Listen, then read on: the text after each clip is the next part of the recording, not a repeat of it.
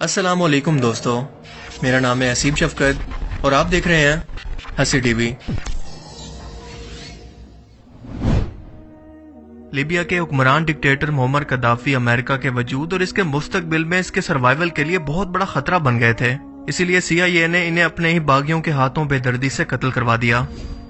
اپنی اس بے دردی سے موت کے وقت معمر قذافی ان باغیوں سے کہتے رہے کہ میرے بچوں، تمہیں نہیں پتا تم کتنی بڑی غلطی کر رہے ہو، تمہیں سچ نہیں پتا، کسی کے پروپیگنڈا میں آ کر اپنے ملک کو تباہ مت کرو، مگر کسی نے بھی ان کی بات نہیں سنی۔ قذافی نے اپنی ایک تاریخی تقریر کے اندر دنیا کو آگاہ کیا تھا کہ اب وقت آ گیا ہے کہ ہم سب مسلمان حکمران اکٹھے ہو جائیں، ورنہ عراق، شام، فلسطین، افغانستان کے بعد ایک ایک کر کے ہماری باری آنے والی ہے، اور دشمن ہمیں ڈیوائیڈ اینڈ رول کے ذریعے تباہ کرنا چاہتا ہے، یعنی مسلمانوں کے اتحاد کو توڑ کر ایک ایک کو تباہ کرے۔ اور یہ بھی کہا کہ اگر مجھے قتل کیا گیا تو لیبیا پہلے جیسا کبھی نہیں رہے گا، میں لیبیا کی شان و شوکت بھی اپنے ساتھ لے جاؤں گا۔ اور آج ان کی موت کے 11 سال کے بعد ان کا ایک ایک لفظ سچ ثابت ہوا کہ ایک ایک کر کے مسلم ملکوں کو تباہ کیا گیا، ان کے وسائل پر قبضے ہوئے، اور آج لیبیا کے ٹکڑے ہو چکے ہیں۔ اس کے اندر بے تحاشا باغی جماعتیں موجود ہیں، دنیا کے تمام مافیا دہشت گرد یہاں پر موجود ہیں، اکانومی بالکل تباہ ہو چکی ہے، بالکل قیامت کا سماں ہے۔ لیکن یاد رکھیں کہ قذافی کے دور کے اندر اس ملک کا لائف سٹائل اور اس کے لوگوں کی آمدنی یورپ کے اندر بھی موجود سب سے ترقی یافتہ ملکوں سے سب سے زیادہ تھی۔ لیکن پھر سوال اٹھتا ہے کہ آخر بغاوت کیوں ہوئی؟ معمر قذافی کو آخر کیوں قتل کیا گیا؟ اس کی موت کے پیچھے اصل حقائق دراصل کیا تھے؟ آج لیبیا کس حال میں ہے؟ قذافی کی موت کے بعد ہیلری کلنٹن اور ہالی ووڈ فلم انڈسٹری کے اندر کیسے ان کا مذاق بنایا گیا؟ ان سب حقائق سے ہم کیا سیکھ سکتے ہیں؟ تاریخ کے ایسے حقائق جو کہ آج تک آپ سے چھپائے گئے، آج کی اس ویڈیو میں ہم اسی بارے میں جاننے والے ہیں۔ 2011 میں CBS چینل کو انٹرویو دیتے ہوئے US secretary of state Hillary Clinton کا معمر قذافی کی موت پر کہنا تھا کہ ہم آئے، ہم نے اسے دیکھا اور وہ مر گیا، اور اس کے بعد ایک کہکا لگا کر اس کی موت کا مذاق بنایا۔ ہیلری کلنٹن کے یہ الفاظ قذافی کو نیٹو اور اس کے ساتھیوں کی مدد سے اپنے ہی برین واش باغی لوگوں کے ہاتھوں ایک سازش کے ذریعے بے دردی اور شرمناک طریقے سے 20 اکتوبر 2011 کو ذلیل و رسوا کر کے قتل کرنے کے بعد کے تھے۔ ذلیل و رسوا کا لفظ میں نے اس لیے استعمال کیا کیونکہ پہلے ان لوگوں نے معمر قذافی کو 5 گولیاں ان کی پیشاب والی جگہ پر ماری۔ جب ان کے اندر سے بلیڈنگ شروع ہوئی تو ان کے کپڑے پھاڑ کر لاتوں اور مکوں سے انہیں مارا گیا، جس کے بعد ان کے سر اور پیٹ کے اندر گولیاں مار کر انہیں قتل کر دیا گیا۔ اس دوران اپنے چہرے سے خون صاف کرتے ہوئے وہ بس یہی کہہ رہے تھے کہ خدا اس ظلم کی اجازت نہیں دیتا۔ میرے بچوں، آپ نہیں جانتے کہ کیا صحیح ہے اور کیا غلط۔ لیکن وقت نے یہ ثابت کر دیا کہ ان کی موت کے بعد لیبیا آج ایک جہنم سے بھی بدترین جگہ بن چکی ہے، لیکن معمر قذافی کے 42 سالہ دور کے اندر یہ دنیا کی کسی جنت سے کم نہیں تھی، اور اس کی وجہ کہ اس ٹائم میں لیبیا کے اندر تعلیم، صحت، بجلی، گیس اور پانی بالکل مفت ہے۔ جی ہاں، آپ نے صحیح سنا، کسی کے گھر میں کبھی اس کا کوئی بل نہیں آیا۔ آج بھی آپ کسی ایک ترقی یافتہ ملک کی بھی مثال نہیں دے سکتے کہ جہاں پر یہ تمام بنیادی ضروریات مفت ہوں اور لوگوں کا لائف سٹائل اتنا ہائی ہو۔ اس کے علاوہ لیبیا میں سیلری اور بزنس ٹیکس فری تھے۔ لیبیا کا سٹینڈرڈ آف لیونگ پورے افریقہ میں سب سے ہائیسٹ تھا، اور یہ ملک تیزی سے ترقی کر کے دنیا کی سب سے مضبوط معیشت بننے جا رہا تھا۔ لیبیا میں اگر کوئی شخص ایگریکلچر یا فارمنگ کو پیشہ بنانا چاہتا تو اسے زمین، گھر، اکوپمنٹ، لائف سٹاک، کھاد، سب کچھ حکومت مفت میں دیتی۔ یہاں کوئی بھی شخص بے گھر نہیں تھا، کیونکہ لیبیا میں ہر شخص کے پاس اپنا ذاتی گھر ہونا ایک بنیادی ضرورت مانا جاتا، جس کے اندر حکومت ان کی مدد کرتی۔ کسی بھی اسٹوڈنٹ کو جاب نہ ملنے تک حکومت اسے سیلری دینے کی پابند تھی۔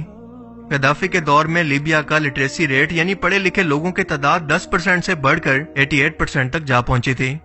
شادی کے وقت ہر کپل کو $50,000 اور ڈیلیوری کے وقت ماں اور بچے کو $5,000 حکومت ادا کرنے کی پابند تھی۔ نئی گاڑی خریدنی ہے تو اس کی آدھی پیمنٹ حکومت کرتی۔ قذافی نے بینکس اور آئل کو نیشنلائز کر دیا تھا، جس کی وجہ سے بینک لون انٹرسٹ 0% تھا، اور پیٹرول تو پانی سے بھی سستا تھا۔ کین یو امیجن کہ لیبیا کے آئل کی فروخت کا کچھ حصہ ہر شہری کے اکاؤنٹ کے اندر ڈائریکٹ حکومت بھیجا کرتی۔ میگا نیشنل الیکٹرک گریڈ حکومت نے بنایا جو کہ پورے لیبیا کو مفت میں بجلی فراہم کرتا۔ یہ اتنا بڑا تھا کہ UK، برطانیہ اور فرانس کے گرڈ اسٹیشن بھی مل کر اس کے سائز اور پاور کا مقابلہ نہیں کر سکتے۔ اس ملک پر کوئی بیرونی قرضہ نہیں تھا، بلکہ اس کے پاس اپنے $150 بلین کے ریزرو تھے، اور دنیا کا سب سے بڑا انسانی اریگیشن پروجیکٹ لیبیا کے اندر موجود تھا، جو کہ ایک عجوبے سے کم نہیں ہے، کیونکہ یہ 2820 کلومیٹر لمبا انڈر گراؤنڈ پروجیکٹ تھا، جسے بنانے کے اندر $25 بلین خرچ ہوئے۔ Nubian sandstone aquifer system یعنی زمین کے نیچے موجود دنیا کا سب سے بڑا فریش پانی کا ذخیرہ، جس کا کچھ حصہ مصر، कुछ सूडान, कुछ लीबिया और कुछ चाड के अंदर मौजूद है। ये आइस एज के जमाने का मौजूद जेरे जमीन सबसे फ्रेश पानी है जो कि कई हजार सालों से यहाँ पर मौजूद है। इसका जितना हिस्सा सिर्फ मिस्र के अंदर जमीन के नीचे मौजूद है वो इतना ज्यादा है जितना दरियाए नील ने 500 सालों के अंदर इतना पानी नहीं बहाया। जबकि लीबिया के लोग इसी इको फायर से ताजा पानी पी रहे हैं जिसे गद्दाफी ने अपने लोगों के लिए बनाया था, जो कि अगले 1000 साल तक इस तरह से खत्म नहीं होगा, चाहे इससे जितना मर्जी पानी पी लें। जिसका सिला लीबिया ने नेटो के साथ मिलकर गद्दाफी को जलील और रुस्वा करके कत्ल करके दिया। मगर सवाल यह है कि ऐसे हालात आखिर पैदा कैसे हुए? नेटो ने ऐसी क्या चाल चली कि गद्दाफी के अपने ही लोग इसे कत्ल करने निकल पड़े? पहली वजह थी मुअम्मर गद्दाफी के आइडियाज, जिसकी वजह से वो मुस्तकबिल में अमेरिकन इकोनॉमी को टक्कर देकर इसे पीछे छोड़ने वाले थे। क्योंकि आप सभी लोग जानते हैं कि कोई भी मुल्क अपनी इकोनॉमी की वजह से ही सुपर पावर कहलाता है। किसी मुल्क के पास चाहे जितनी बड़ी मर्जी आर्मी क्यों ना मौजूद हो, अगर इसे चलाने के लिए इस मुल्क के पास रिसोर्सेज मौजूद नहीं तो ये आर्मी किसी काम की नहीं। दूसरी वजह थी गद्दाफी का मुसलमान लीडर्स को इकट्ठा करके नेटो के खिलाफ एक ब्लॉक मुस्तकबिल के अंदर बनाने का खदशा। और तीसरी सबसे अहम वजह थी ऑयल, जिसकी वजह से अमेरिका ने पहले अफगानिस्तान, इराक और सीरिया वगैरह को इस मकसद के लिए पहले ही तबाह कर रखा था। आप सोच सकते हैं कि इस बात का सबूत क्या है। इसका सबसे बड़ा सबूत है हिलरी क्लिंटन की ईमेल्स लीक, जिनमें साफ जाहिर था कि फ्रांस और अमेरिका ने साजिश के जरिए लीबिया को तबाह करने के लिए जानबूझकर साजिश के जरिए गद्दाफी पर हमला करवाया, और इसमें यूएई और कतर भी शामिल थे। इसके अलावा एक और सबसे अहम तरीन वजह जो कि लीबिया पर अटैक की वजह बनी वो ये थी कि लीबिया क्योंकि अफ्रीकन कॉन्टिनेंट के अंदर आता है और लीबिया के पास 143 टन गोल्ड रिजर्व मौजूद थे, तो इसका मुस्तकबिल में इरादा था कि वो पूरे अफ्रीका के अंदर अपनी एक गोल्ड दिनार की करेंसी को लॉन्च करे, जिसके बाद ये पूरे अफ्रीका के अंदर अपनी खुद की गोल्ड करेंसी यानी गोल्ड दिनार के अंदर ऑयल की ट्रेड करता। और यूं अफ्रीका में मौजूद 17 फ्रेंच कॉलोनीज रह चुके मुल्कों के अंदर भी फ्रांस की करेंसी की बजाय अब इस गोल्ड दिनार के अंदर ट्रेड होती, जिसके बाद आहिस्ता आहिस्ता फ्रांस का कंट्रोल इन फ्रेंच कॉलोनीज पर खत्म हो जाता, ये उनके असर से आजाद हो जाते। इसके साथ साथ गद्दाफी ने यह बहुत बड़ा फैसला भी कर लिया था कि पूरी दुनिया के अंदर क्रूड ऑयल जो कि यूएस डॉलर के अंदर बेचा जा रहा है, अब हम इसे यूरो, रशियन करेंसी रूबल और रुपए में भी बेचेंगे। और आप लोग जानते हैं कि अमेरिकन करेंसी के स्ट्रांग होने की सबसे अहम वजह यह भी है कि ऑयल ट्रेड या बाकी इंटरनेशनल ट्रेड जो कि अमेरिकन डॉलर्स के अंदर होती है, इसकी वजह से अमेरिकन डॉलर की डिमांड बढ़ती है, जिसके बाद इसकी वैल्यू ऑटोमेटिकली बढ़ जाती है। लेकिन गद्दाफी का यह फैसला सीधा सीधा अमेरिकन करेंसी की मौत था। इसके अलावा लीबिया ने अमेरिका के राइवल मुल्क मसलन चाइना, रशिया और इंडिया से इनकी अपनी करेंसी के अंदर अरबों डॉलर की ऑयल की डील की थी। इस फैसले से अमेरिकन डॉलर की डिमांड कम होकर आईएमएफ और वर्ल्ड बैंक का कंट्रोल भी इन मुल्कों पर खत्म हो जाता, जिन दो बड़े इदारों से अमेरिका पूरी दुनिया के मुल्कों की इकोनॉमी पर डायरेक्टली न सिर्फ असर अंदाज होता है बल्कि इनको अपनी शराइत के नीचे बांध कर रखता है। यानी अफ्रीकन मुल्कों को वर्ल्ड बैंक के कर्जों से या ट्रैप से हमेशा के लिए आजाद कर दिया जाता, जिसका मतलब कि अमेरिका का सिर्फ लीबिया पर नहीं बल्कि पूरे अफ्रीका पर कंट्रोल मुस्तकबिल के अंदर खत्म होने वाला था। लिहाजा ये बात तो बिल्कुल साफ है कि अगर अमेरिका इस वक्त कोई एक्शन ना लेता तो ये बाकी मुल्कों के लिए एक ट्रेंड सेट होता, और वो भी एक के बाद एक बिल्कुल ऐसा ही करते जो कि इनका हक भी है।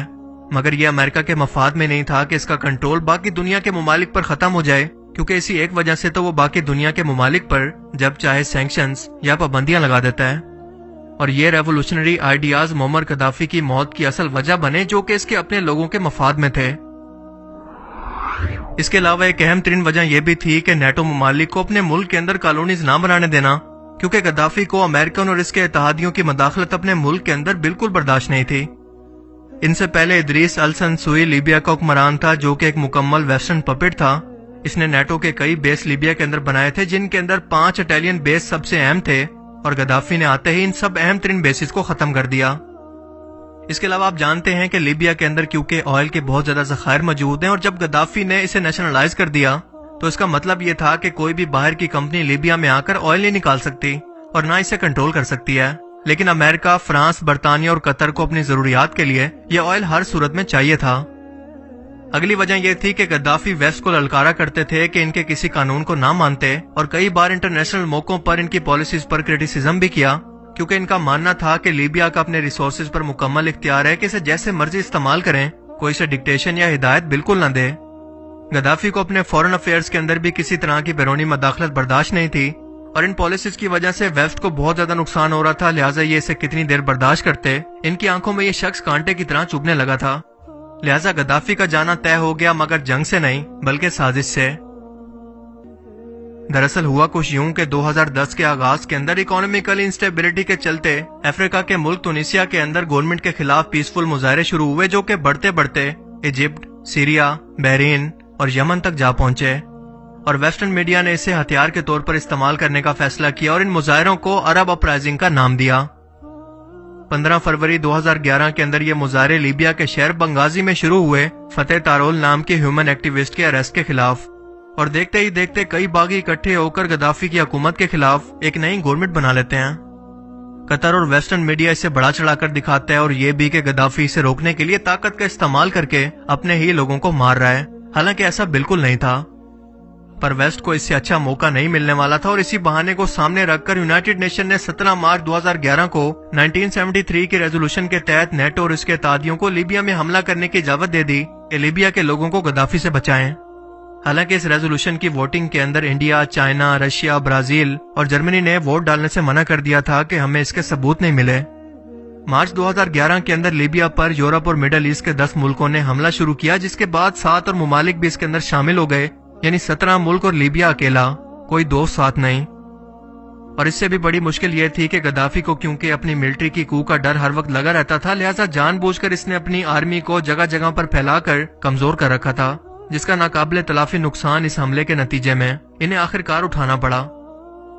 20 अक्टूबर 2011 को गद्दाफी 80 गाड़ियों के काफिले के अंदर बेंगाजी शहर जा रहे थे कि नेटो फोर्सेस ने इनके फोन से इनकी लोकेशन ट्रेस करके ड्रोन के जरिए इनकी गाड़ियों पर हमला करके इन्हें ज्यादातर को तबाह कर दिया और गद्दाफी अपनी जान बचाने के लिए एक ड्रेनिंग पाइप के अंदर घुस गए, लेकिन बागियों ने इन्हें देखकर इस पाइप से बाहर निकाला और इंतहाई बेदर्दी और सफाकी से कत्ल कर दिया। 2 दिन तक इसकी लाश को फ्रीजर में रखा गया, लोग आकर इसकी लाश का दीदार करते रहे और आखिरकार रेगिस्तान के किसी खुफिया कमरों में इसे दफना दिया गया। जिसके बाद गद्दाफी के ये अल्फाज लोगों की समझ में आए कि जब मैं जाऊंगा तो लीबिया की शान और शौकत भी अपने साथ ले जाऊंगा, क्योंकि आज लीबिया 3 टुकड़ों के अंदर तकसीम हो चुका है। एक है दरमियाना हिस्सा जिसमें तमाम ऑयल के जखायर मौजूद हैं और इस पर लीबियन नेशनल आर्मी का कब्जा है। इसका नॉर्थ वेस्ट हिस्सा है गवर्नमेंट ऑफ नेशनल अकॉर्ड के पास, जो कि अमेरिकन सपोर्टेड है, और तीसरा हिस्सा बागियों के पास है। इन 3 मेजर हिस्सों के अलावा तमाम तरह की राइवल पार्टीज, मिलिटेंट्स, दहशतगर्द, माफियाज, गैंग्स, एजेंसीज और दुनिया भर के तमाम गैर कानूनी गैंग्स और दहशतगर्द तंजीमों में से कोई एक भी ऐसी नहीं है जो कि यहाँ पर मौजूद ना हो, जो कि गद्दाफी के दौर के अंदर इम्पॉसिबल था। यहाँ पर हर कोई किसी न किसी से लड़ रहा है, सब आपस में लड़ रहे हैं लीबिया के ऑयल के लिए। लीबिया पर नेटो ने जंग मुसल्लत की थी लीबिया के लोगों को गद्दाफी से बचाने के लिए, लेकिन इस वक्त जब इस मुल्क के लोग एक दूसरे से ऑयल पर कब्जा करने के लिए लड़ रहे हैं, इस बात से यूनाइटेड नेशन को कोई मसला नहीं, ना ही नेटो फोर्सेस को, क्योंकि उनका मकसद तो पूरा हो गया। इस वक्त लीबिया के अंदर करप्शन, तबाही, बेरोजगारी, क्राइम, कत्ल हर जगह पर बस यही नजर आता है। इनका हाल पूछने वाला दुनिया में कोई नहीं। लीबिया के लोग आज भी इन लोगों के मुंतजिर हैं जो कि इन्हें गद्दाफी से बचाने के लिए और एक अच्छा मुस्तकबिल देने आए थे। यहाँ के 50,000 लोग अपनी जानें देकर आखिरकार समझ गए हैं कि जब मैं जाऊंगा तो लीबिया की शान और शौकत को भी अपने साथ लेकर जाऊंगा। इन अल्फाज का मतलब क्या था? और इन तमाम हकायक से हमें ये सीखने को मिलता है कि दुश्मन कैसे आपको बिना हथियारों के साजिशों के जरिए ही तोड़ सकता है। अगर कोई मुखलिस लीडर आपके मुल्क की तकदीर को बदलना चाहता है तो अवाम की सपोर्ट के बगैर वो कुछ भी नहीं है। अवाम को अपने हकूक और फराइज को समझना पड़ेगा और इस इंटरनेशनल लेवल के प्रोपेगेंडा को भी, क्योंकि गद्दाफी की मौत के कई साल बाद भी हॉलीवुड इनकी तब्दील करवाने के लिए कई तरह की मूवीज और डॉक्यूमेंट्रीज इन पर बना चुका है ताकि सच दुनिया के सामने कभी ना आ सके। पर हक और सच की खासियत यही है कि आज नहीं तो कल वो सामने आकर ही रहता है। बाकी आप इस बारे में क्या सोचते हैं, अपनी कीमती राय का इजहार कमेंट सेक्शन में जरूर करें। अब मैं मिलूंगा आपसे एक ऐसी ही नई इंटरेस्टिंग वीडियो में, तब तक के लिए अपना बहुत सा ख्याल रखिएगा। Thanks for watching this video. Allah Hafiz.